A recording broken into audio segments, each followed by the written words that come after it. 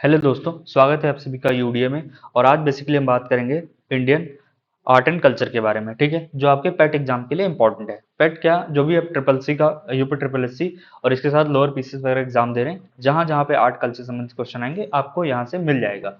ठीक है, और इसके साथ साथ आपको पीडीएफ है, ये पीडीएफ आपको दे दी जाएगी। ठीक है, टेलीग्राम चैनल पे। इसके साथ साथ जो टारगेट सीरीज का 100 क्वेश्चन आप कर लीजिए, आपका इनफ हो जाएगा। इससे बाहर क्वेश्चन जाने की संभावना बहुत कम होगी। ठीक है, तो चलिए स्टार्ट करते हैं। स्टार्ट करने से पहले बता दो, जिन लोगों ने इस चैनल को सब्सक्राइब नहीं किया है, शेयर नहीं किया है, बेल आइकन नहीं दबाया, तो कृपया करके इसके लिए सब्सक्राइब और बेल आइकन या इसको लाइक वगैरह करने की कृपा करें। ठीक है, ये इसलिए बोल रहा हूँ क्योंकि इससे हमें जो मोटिवेशन मिलेगा, हम ज़्यादा से ज़्यादा चीज़ों को कंटिन्यू करने का प्रयास करेंगे। ठीक है, यही एक मोटिवेशन है हमारा।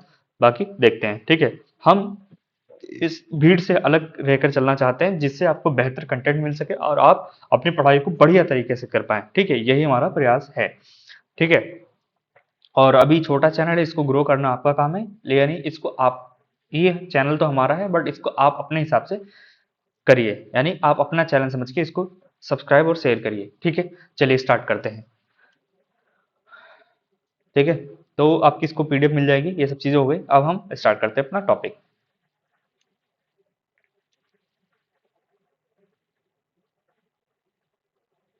तो क्या है, सबसे पहले हम भारतीय वास्तुकला और कुछ स्मारक के बारे में देख लेते हैं। सिंधु घाटी सभ्यता से स्टार्ट करते हैं, जो हमारे एंशिएंट हिस्ट्री का है, वहां से चीजें देखते हैं। सिंधु घाटी सभ्यता में आपने देखा होगा, नगर नियोजन काफी अच्छा था। ग्रिड पद्धति पर नगर नियोजन थी। सड़कें समकोण पर एक दूसरे को ऐसे ऐसे जाके, मतलब इस टाइप से थी, ऐसे ऐसे ग्रिड पद्धति पर एक दूसरे को काटती थी। ये हो गया। पक्की ईंटों के मकान बनाए गए थे, ये भी इंपॉर्टेंट है। और उन्नत भूमिगत जल निकासी प्रणाली बनाई गई थी। ये सब चीजें जो ही हैं, अच्छी चीजें हमने वहां पे जो जो इंपॉर्टेंट है, वहां पे नगर के लिए इंपॉर्टेंट थी, वो सब चीजें यहाँ पे थी। ठीक है, क्योंकि हमने सिंधु घाटी सभ्यता पढ़ा था तो वहां पे देखा था। इसके अलावा विशाल स्नानागार था वहां पे, मोहनजोदड़ो से प्राप्त विशाल स्नानागार, जिसका उपयोग धार्मिक या सामूहिक स्नान हेतु, धार्मिक अनुष्ठानों और सामूहिक स्नान हेतु किया जाता था। ठीक है, इसके अन्नागार, ये भी एक बहुत मतलब वास्तुकला के बेजोड़ नमूना था। हड़प्पा और मोहनजोदड़ो में अनाज के भंडार के लिए विशाल अनाज गृह बनाए गए थे। ठीक है, उसके बाद गोदीबाड़ा यानी बैकयार्ड जो था, यानी सीधे से बंदरगाह जो था, ये लोथल के गुजरात में स्थित था।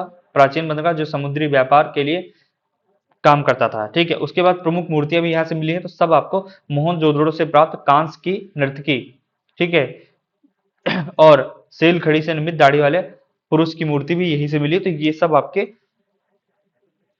भारतीय वास्तुकला और से जुड़ी हुई चीजें सारी वहां से मिली हैं। ठीक है, आपको ये जगहें याद रखनी है कहाँ से क्या मिला। उसके बाद मौर्य काल में आते हैं, तो मौर्य काल में आपको पता है कि भैया अशोक के स्तंभ सबसे इंपॉर्टेंट है। 30 स्तंभ बनाए थे, मैंने पढ़ाया था वहां पे हिस्ट्री में। 30 स्तंभ, उसके में 14 बड़े थे, फिर 7 अन्य थे, फिर उसके बाद अदर छोटे थे, ये चीजें।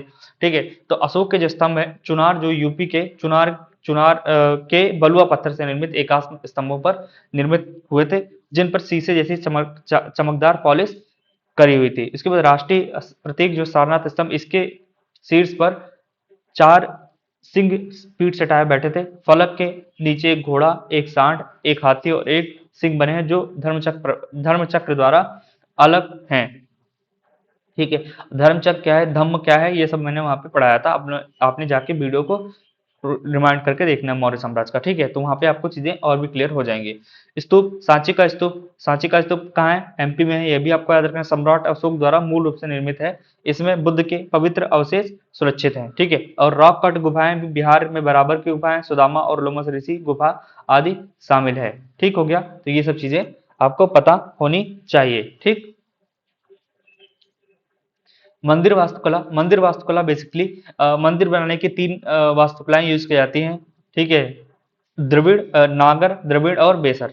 ठीक, 3 है। तो नागर शैली उत्तर भारत में है। वर्गाकार आधार होता है, घुमावदार रेखीय शिखर होता है। ठीक है, और गर्भगृह होता है। इसमें ऊंचे दीवार, चार दीवारी या प्रवेश द्वार, गोपुरम नहीं होते, याद रखिएगा। उत्तर भारत में, यानी अगर जो इंडिया अगर मैं बनाऊं एक नक्शा रफली तौर पे, तो आप देखेंगे कि जो भी ये उत्तर भारत में जितने भी मंदिर हैं, इनके गर्भगृह होता है, गोपुरम नहीं। तो गोपुरम का मतलब होता है कि मंदिर का परिसर पे एक बड़ा सा गेट, और ये ऊंचा उठ के यहाँ पे मूर्ति, इसके बाद यहाँ पे मंदिर होता है दक्षिण भारत में। बाकी ये परिसर होता है। ठीक है, गर्भगृह वगैरह तो सब में होते हैं, लेकिन यहाँ पे प्रवेश द्वार या इसमें उचित चारदीवारी या प्रवेश द्वार गोपुरम नहीं होते। ये सब दक्षिण भारत के मंदिरों में ज्यादा देखने को मिलता है। ठीक है, उदाहरण के खजुराहो के मंदिर एमपी, कोणार्क का सूर्य मंदिर उड़ीसा, दशावतार मंदिर देवगढ़ ललितपुर यूपी में आदि नागर शैली में निर्मित मंदिर हैं। द्रविड़ शैली की बात करें, द्रविड़ शैली दक्षिण भारत में अपनाई जाती है, यानी इस वाले इलाके में दक्षिण भारत में।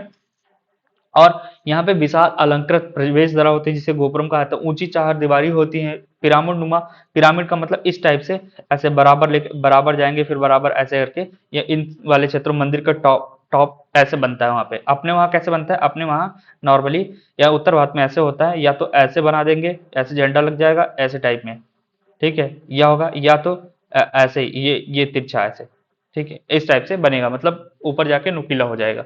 ठीक, तो ये सब चीजें आपको पता होनी चाहिए, थोड़ी थोड़ी चीजें पता होनी चाहिए।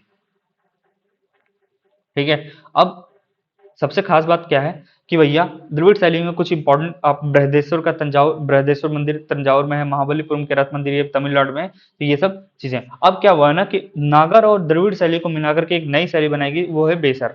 ठीक है, मध्य दक्कन भारत में, मिडिल भारत वाले क्षेत्र में बनाएंगे नागर और द्रविड़ शैली का मिश्रित रूप रूप से, इस जिसे चालुक्य शैली भी कहा जाता है। चालुक्य शासकों ने इसका शुरुआत किया था, इसलिए चालुक्य शैली कहता है। अब इस सबसे इंपॉर्टेंट इसका एक है एहोल का दुर्गा मंदिर, कहाँ है, एहोल का दुर्गा मंदिर, बादामी के मंदिर, ये सब आपके इंपॉर्टेंट हैं जो कि दक्कन वाले क्षेत्र में स्थित है। ठीक, उसके बाद हम आते हैं मुगल वास्तुकला में। मुगल वास्तुकला के बारे में पढ़ेंगे तो बाबर ने कुछ मस्जिदें या कुछ और इम्पोर्टेंट जो वास्तुकला या मस्जिदें या फिर उस टाइम पे जो भी निर्माण करवाए थे वो है, उसमें इंपॉर्टेंट क्या है, काबुली बाग मस्जिद जो कि पानीपत में है, जामी मस्जिद जो कि संभल में है, का निर्माण बाबर द्वारा कराया गया था। इसके बाद हुमायूं का मकबरा, हुमायूं का मकबरा बेसिकली उनकी बेगम हाजी बेगम ने करवाया था। यह भारत में चार बाग शैली से निर्मित और सफेद संगमरमर के गुंबद का पहला बड़ा समन्वय है।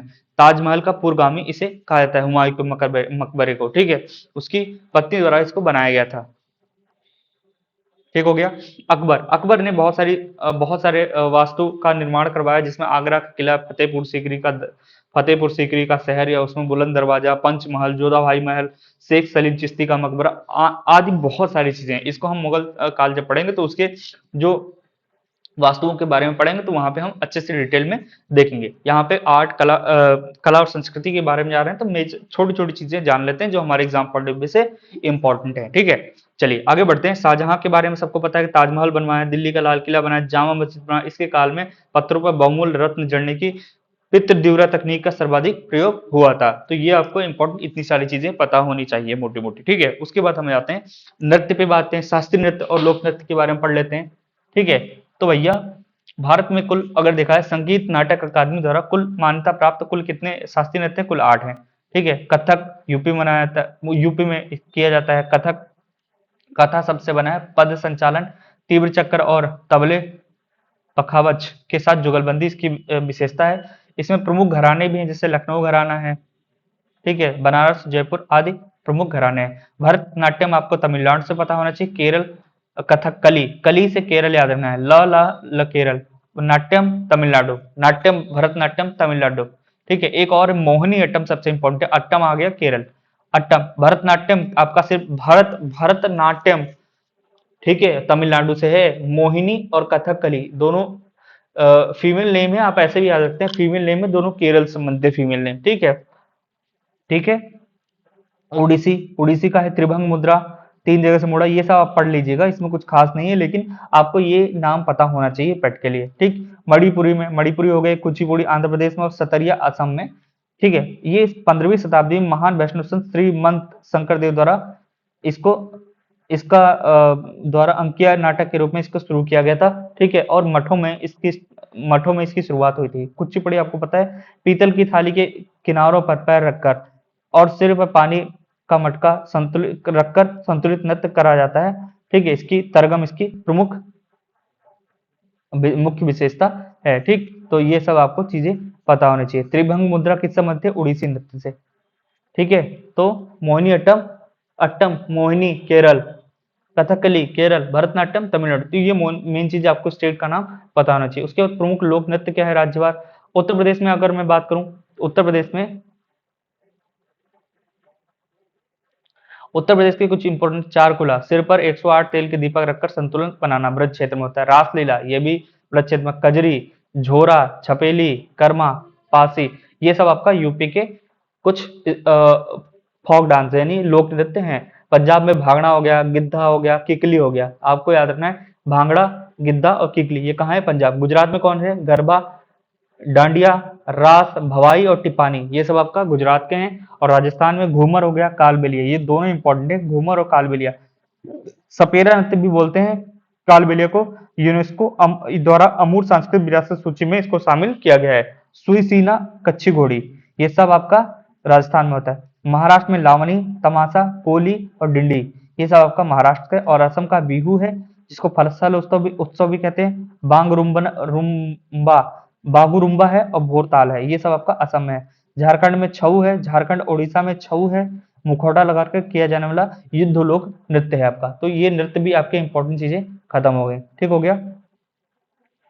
अब भारतीय संगीत और कुछ वाद्य यंत्र ये भी देख लेते हैं। हिंदुस्तानी संगीत क्या है, बनाम कर्नाटक संगीत दक्षिण भारत में, हिंदुस्तानी संगीत उत्तर भारत में और कर्नाटक संगीत दक्षिण भारत में।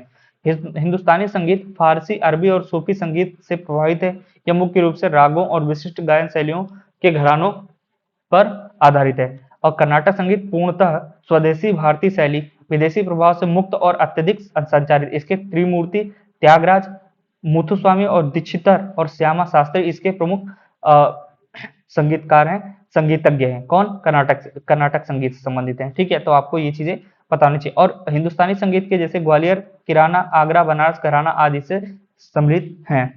हिंदुस्तानी संगीत की प्रमुख गायन शैली क्या है, ध्रुपद है, सबसे पुराना शास्त्रीय गायन शैली है। गंभीर राजसी और आध्यात्मिक प्रकृति, अकबर के दरबारी तानसेन और स्वामी हरिदास इसके महान प्रतिपादक थे। ख्याल क्या है, ध्रुपद की तुलना में सबसे अधिक लचीली, द्रुत और रोमांटिक शैली है। इसमें तीनों अलंकारों का प्रयोग किया गया। ठुमरी अर्धशास्त्रीय, श्रृंगारिक और भक्ति संगीत है, जो अक्सर कृष्ण राधा की लीलाओं पर केंद्रित है। उत्तर प्रदेश की गिरिजा देवी को ठुमरी की रानी कहा जाता है।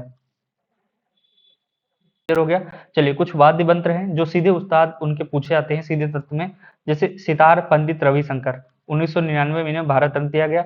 उस्ताद विलायत खान और बोधादित्य मुखर्जी, ये सब सितार से संबंधित है। बांसुरी से पंडित हरिप्रसाद चौरसिया और पन्नालाल घोष, ये बांसुरी से। शहनाई से उस्ताद बिस्मिल्लाह खान, 2001 में इन्हें भारत रत्न दिया गया। और सरोद से उस्ताद अमजद अली खान और अली अकबर खान और अलाउद्दीन खान, ये सब सरोद से संबंधित। तबला कौन बजाता है भैया, उस्ताद जाकिर हुसैन, अल्लाह रखा खान, पंडित किशन महाराज, ये बनारस घराने से संबंधित है। और समता प्रसाद, ये सब तबला बजाने वाले इनके उस्ताद हैं, ठीक है। संतूर कौन है, पंडित शिव कुमार शर्मा और भजन सोपोरी, ये संतूर बजाने वाले कुछ कलाकार हैं, ठीक हो गया इतना। तो आपको इतनी सारी चीजें पता होनी चाहिए, ठीक है। उसके बाद चित्रकला के बारे में बात करूं तो कुछ भित्ति चित्रकला है, यानी दीवारों पर लिखी, दीवारों पर है, गुफाओं के अंदर दीवारों पर, ये सब है चित्रकलाएं। तो ये भी आपको, जैसे अजंता की, आपको सिर्फ स्टेट का नाम याद रखना है। अजंता की गुफाएं महाराष्ट्र में है, ठीक है। ये बुद्ध की जातक कथाओं से संबंधित है, पर आधारित है। यहाँ फ्रेस्को सेक्को तकनीक का प्रयोग हुआ है। पद्मपाड़ी बोधिसत्व का चित्र यहाँ सबसे प्रसिद्ध है, ठीक हो गया।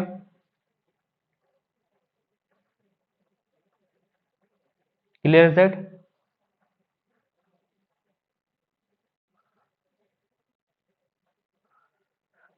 उसके बाद एलोरा की गुफाएं हिंदू, बौद्ध, जैन तीनों धर्मों से संबंधित हैं। अजंता की बौद्ध धर्म से, एलोरा की बौद्ध, जैन और हिंदू तीनों धर्मों से, ठीक है। राष्ट्रकूटों द्वारा निर्मित कैलाश मंदिर की दीवारों पर स्थित हैं, ठीक। बाघ की गुफाएं ये आपका एमपी में है, ठीक है। गुप्त काल के बौद्ध चित्र जो अजंता के समान है, परंतु इनका विषय अधिक लौकिक व धर्मनिरपेक्ष है। बाघ की गुफाएं कहाँ पे है, एमपी में।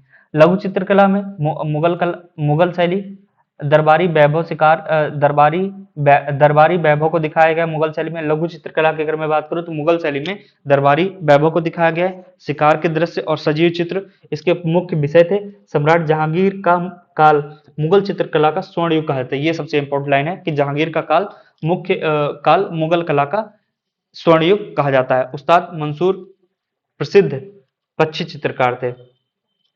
ये भी आपको पता होना चाहिए। राजस्थानी शैली की अगर बात करें तो राजस्थानी शैली में चटकीले रंगों का प्रयोग और राधा कृष्ण के धार्मिक विषयों पर आधारित थे। ठीक है, इसमें मेवाड़, बूंदी, किशनगढ़ शैलियां आदि इसमें आती हैं। किशनगढ़ शैली को बन्नी ठनी चित्र को भारत की मोनालिसा कहा जाता है। तो भारत की मोनालिसा किसे कहा जाता है? बनी ठनी चित्र को, किशन शैली के अंतर्गत आती है। ठीक है, इसके चित्रकार कौन थे? निहाल चंद थे। ये सबसे इंपॉर्टेंट है, ये आपको आना पता होना चाहिए। पहाड़ी शैली बेसिकली पहाड़ों में बनाई जाती थी। कांगड़ा और बसोहाली शैलियां इसमें के अंतर्गत आती हैं। इसमें कोमल रेखांकन और प्राकृतिक दृश्यों का बीच कृष्ण लीलाओं का उकेरा गया है या फिर अलंकरण किया गया है। ठीक है, पहाड़ी शैली कांगड़ा और बसोहली शैलियों से इसके अंतर्गत आती हैं। ठीक है, उसके पारंपरिक लोक चित्रकला के मधुबनी बिहार आपको पता होगा।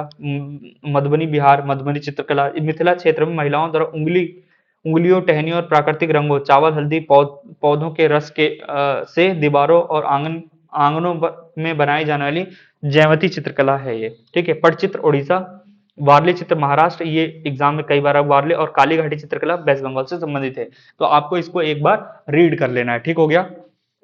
चलिए, कठपुतली और पारंपरिक रंगमंच है। आपको कुछ चीजें यहाँ पे पता नहीं, जैसे धागा कठपुतली राजस्थान। कठपुतली बेसिकली कठपुतली का जो गेम है वो राजस्थान में सबसे ज्यादा प्रसिद्ध है। कुढ़ेई उड़ीसा और बोम्बा लाटम तमिलनाडु में। एक होता है छाया कठपुतली, जैसे जिसने आपने देखा होगा उंगलियों को एक पर्दे के पीछे वो करके, तो उसकी परछाई दूसरी साइड, एक साइड काला होता है, दूसरी लाइट पड़ती है उंगलियों पे, तो वही लाइट पर्दे पे दिखाई देती है। और उसको हम छाया कठपुतली बोलते हैं। तोलू मुबाटा, बोमलाटा आंध्र प्रदेश, तोगालू।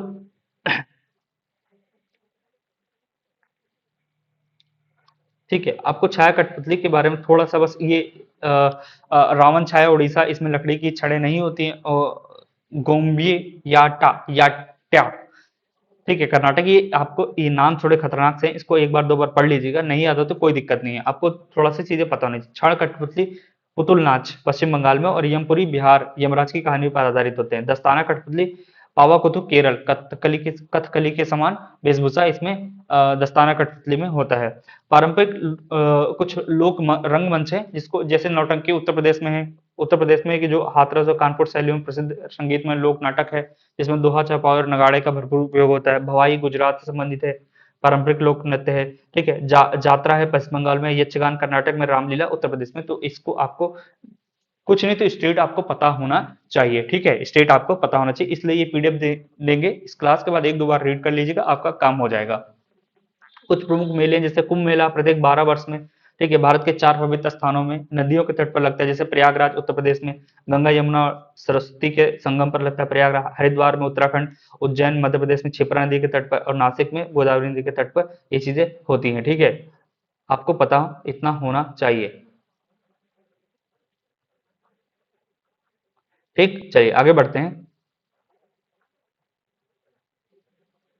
हार्नबिल महोत्सव कहाँ मनाया जाता है? हार्नबिल महोत्सव नागालैंड में मनाया जाता है। इसे त्योहारों का त्योहार कहा जाता है। प्रत्येक वर्ष 1 से 10 दिसंबर के बीच नागा जनजातियों की सांस्कृतिक और नृत्य के प्रदर्शन हेतु इसे मनाया जाता है। ठीक है, नागालैंड में। उसके बाद पुष्कर मेला आपको पता है राजस्थान में। पुष्कर मेला कहाँ लगता है? राजस्थान में। कार्तिक पूर्णिमा को आयोजित होने वाला विश्व का सबसे बड़ा ऊंट और मवेशी मेला, जहाँ एकमात्र प्रसिद्ध ब्रह्मा मंदिर है। ठीक है, ब्रह्मा मंदिर कहाँ है? पुष्कर में। कहाँ पे? पृथ्वी पर एकमात्र ब्रह्मा मंदिर पुष्कर में है, राजस्थान। ठीक, सूरजकुंड अंतर्राष्ट्रीय शिल्प मेला हरियाणा में, आपको इतना पता होना चाहिए। ठीक है, बटेश्वर मेला यूपी आगरा में लगता है। ठीक है, पशु मेला है एक प्रकार का, ऊंट मेला। ठीक है, फसल कटाई के लिए कुछ प्रमुख त्योहार मनाए थे, जैसे बिहू असम में वर्ष में 3 बार, मकर संक्रांति पर, भगोली बिहू। मकर संक्रांति पर क्या होता है? भोगाली बिहू मनाया जाता है। ओणम केरल में, ये भी फसल कटाई। ओणम केरल में राजा महाबली के स्वागत में इसका मुख्य विशेषता क्या है? सर्प नौका दौड़ इसमें। ठीक है, और पोंगल तमिलनाडु में 4 दिवसीय सूर्य और प्रकृति की पूजा की जाती है इसमें। भारत के प्रमुख सांस्कृतिक संस्थान कौन से हैं? जैसे भारतीय पुरातत्व सर्वेक्षण एएसआई की स्थापना 1861 में अलेक्जेंडर कनिंघम, प्रथम महानिदेशक भारतीय पुरातत्व के जनक द्वारा की गई थी। मुख्यालय का है? नई दिल्ली में इसका मुख्यालय है। ठीक हो गया। संगीत नाटक अकादमी, ये भी नई दिल्ली में है। स्थापना 1853। भारत सरकार के सांस्कृतिक मंत्रालय के अधीन संगीत, नृत्य और नाटक की सर्वोच्च अकादमी है। ठीक हो गया। साहित्य अकादमी नई दिल्ली, संगीत नाटक अकादमी, साहित्य अकादमी नई दिल्ली, ये 1954 में इसकी स्थापना हुई थी। 8वीं अनुसूची कि 22 भाषाओं के अलावा अंग्रेजी और राजस्थानी सहित कुल 24 भाषाओं में साहित्यिक कार्यों को बढ़ावा देने हेतु इसकी स्थापना की गई है। ठीक हो गया।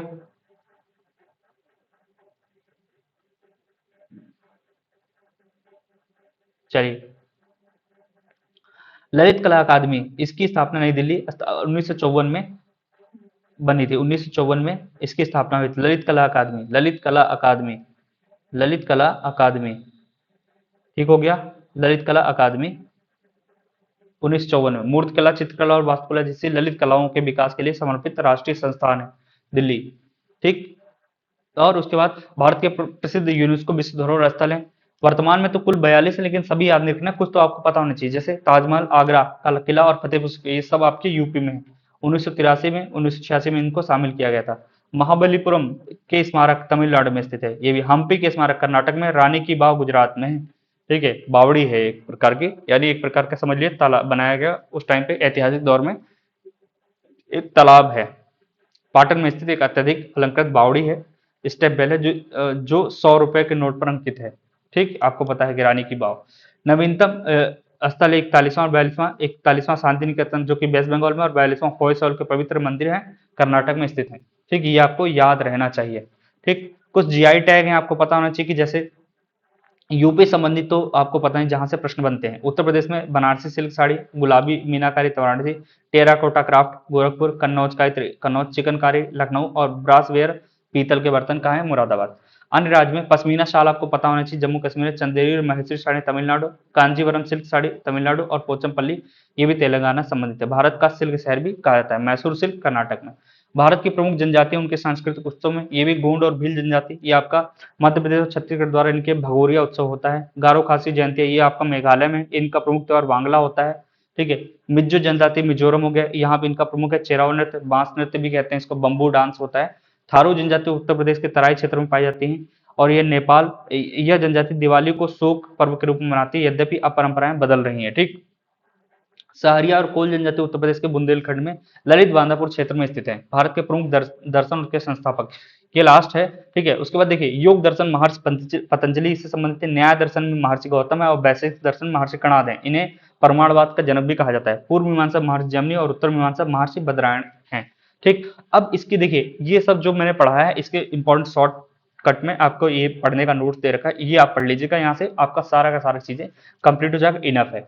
ठीक है। तो आज की क्लास यही खत्म होती है, और इतना पढ़ने के बाद आपको बहुत मजा आएगा, और टॉप 100 क्वेश्चन जो आएंगे, आपका पूरा का पूरा टॉपिक समाप्त हो जाएगा। ठीक है, इतना कर लीजिए, आपका काम हो जाएगा। ठीक है। अगर एक क्लास और होने को होगी, तो मैं इस पे और एक क्लास एमसीक्यू करके आपको कुछ एक्स्ट्रा क्वेश्चन बता दूंगा। That's enough. इतना पढ़ लीजिए यार, वैसे बहुत सारी चीजें हैं, हम हर चीज को समेट के पढ़ रहे हैं आपके लिए। इतना एग्जाम पॉइंट ऑफ व्यू से इतना तो हमें आना ही चाहिए। ठीक है। आज के लिए इतना ही। Thank you so much. जय हिंद। और हाँ, जिन लोगों ने चैनल को सब्सक्राइब नहीं किया है, वो चैनल को सब्सक्राइब करें, शेयर करें, लाइक करें, और साथ ही साथ जिन लोगों के पास इसको पीडीएफ चाहिए, तो हमारे टेलीग्राम चैनल से जुड़ के पीडीएफ प्राप्त कर सकते हैं। Thank you so much. जय हिंद, जय भारत।